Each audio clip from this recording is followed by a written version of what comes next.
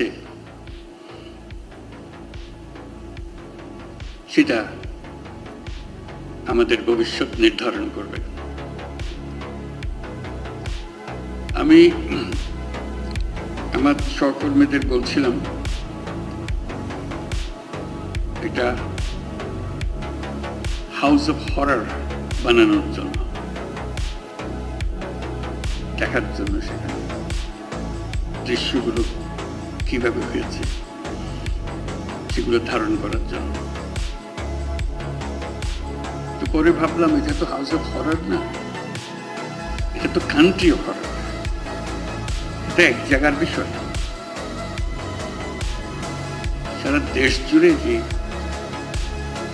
horror সৃষ্টি হয়েছে এটা মনে জাগে বন্ধু ফখরুল ইসলাম, মেজর